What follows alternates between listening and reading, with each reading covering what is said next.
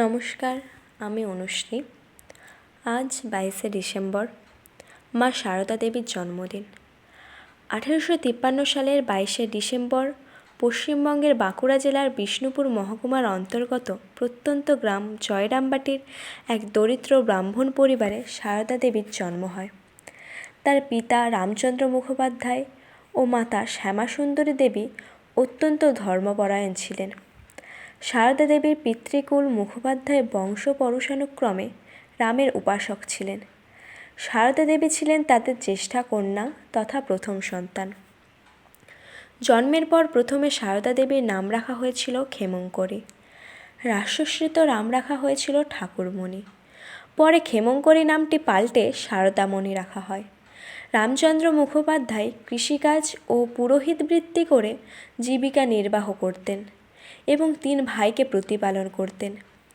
দরিদ্র হলেও রামচন্দ্র ছিলেন পরোপকারী ও দানশীল ব্যক্তি।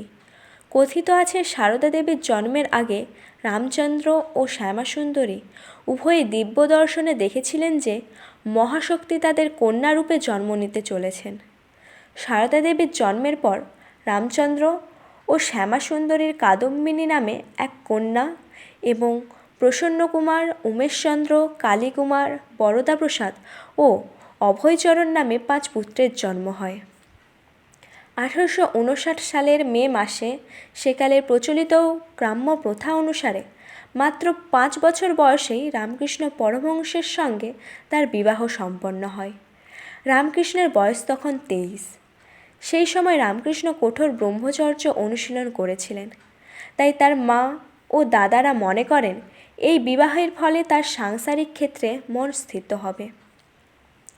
1919 সালের জানুয়ারি মাসে শ্রীমা জয়রামবাটি যাত্রা করেন এবং সেখানেই 1 বছর কাটান।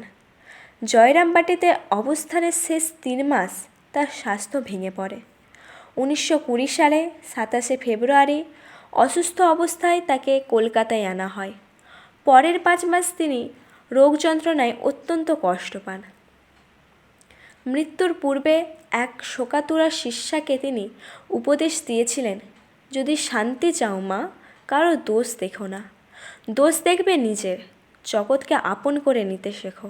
কেউ পর নয় মা, জগৎ তোমার। মনে করা হয় এই উপদেশটি বিশ্বের উদ্দেশ্যে তার শেষ বার্তা।